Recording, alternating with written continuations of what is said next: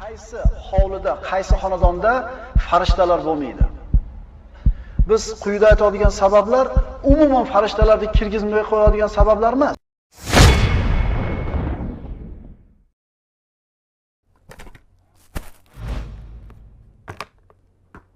Atiga 297 ming so'mdan boshlab 1.550.000 so'mgacha bo'lgan ajoyib islomiy to'plamlarimizni siz azizlarga tavsiya etamiz.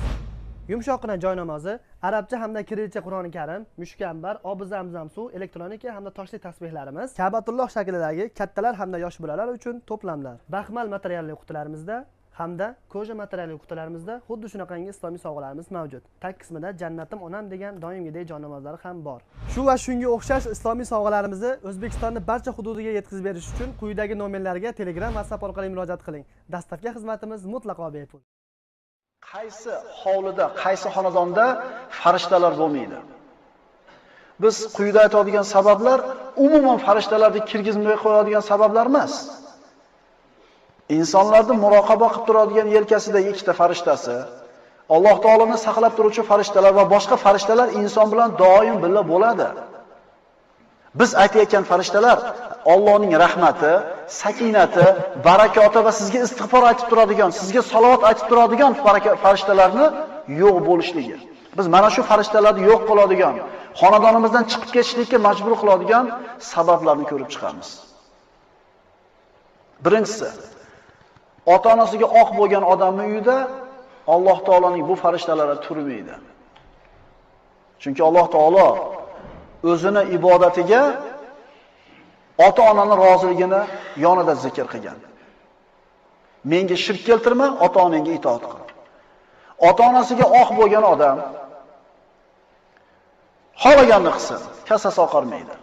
Aniq bu. Qarindosh urug'chilik aloqalarini uzgan qotiyur rohim bu kishining uyida ham bu rahmat farishtalari bo'lmaydi.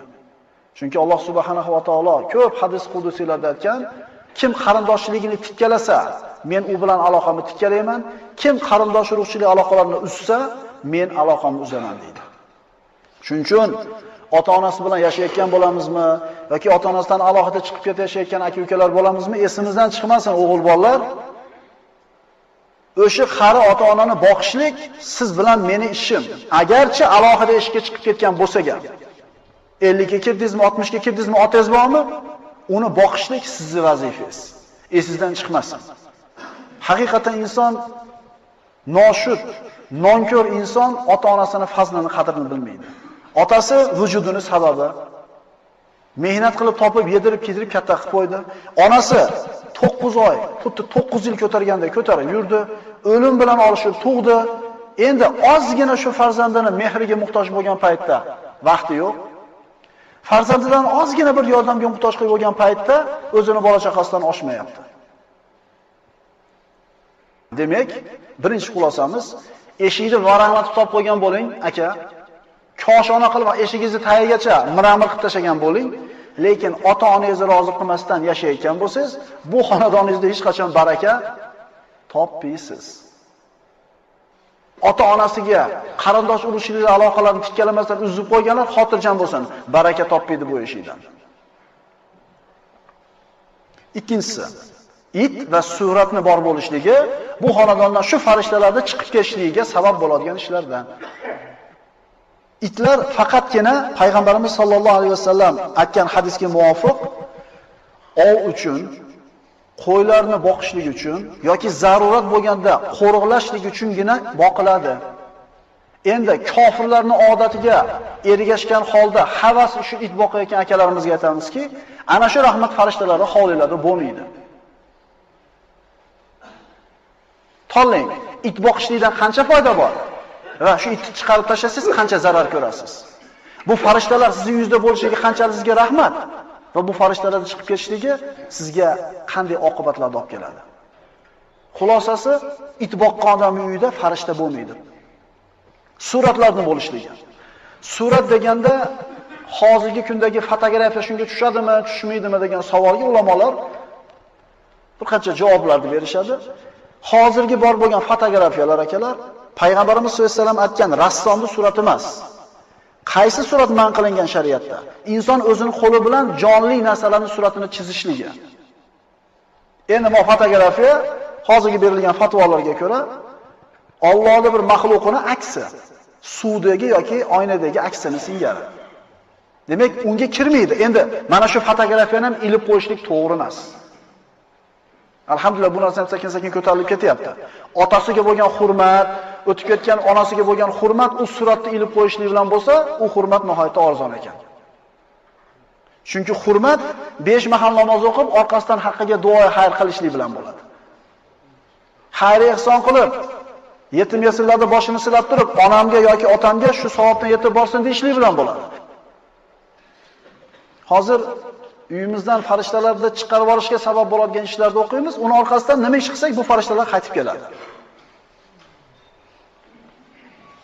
Xonadonlarimizda musiqani bo'lishligi rahmat farishtalarining chiqib ketishligiga sabab bo'ladi. Oysha onamiz roziyallohu anhoning oldiga Ansorlardan bo'lgan Abdurrahmon ibn Hassanni cho'risi Bunana ismli ayol ustida bir qo'ng'iroqchalar bilan kirib kelyapti. To'xtatinglar dedi Oysha onamiz. To'xtatinglar, chiqaringlar. Qo'ng'iroqlarni olib ine kirsin dedi. Chunki bu qo'ng'iroq shaytonning qo'ng'iroqlari. Ayni nasroniylarda ibodatxonalarga chaqirishlik uchun ishlatiladigan qo'ng'iroqlar. Endi zvanokchi. Endi o shakli boshqa. Lekin shuning ichida ham agar xilma-xitoy musiqa bo'ladigan bo'lsa, mana shu narsadan farishtalar ozor chekadi. Va ajabligin keladi.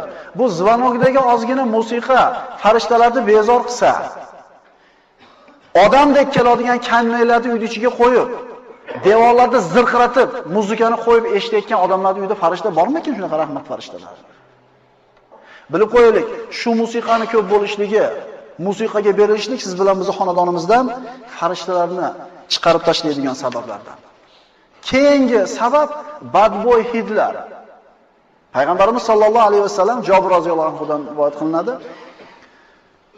Rasululloh sollallohu alayhi vasallam bizlarni somsoq va piyozni yeyishlikdan man qildilar, xom yeyishlikdan. Lekin zarurat tug'ilib qoldi, yedik.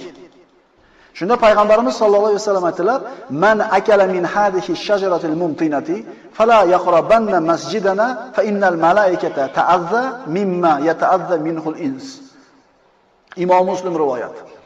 Kim mana shu badbo'y daraxtdan yesa, qo'yagi ikkita narsani masjidlarimizga yaqinlashmasin.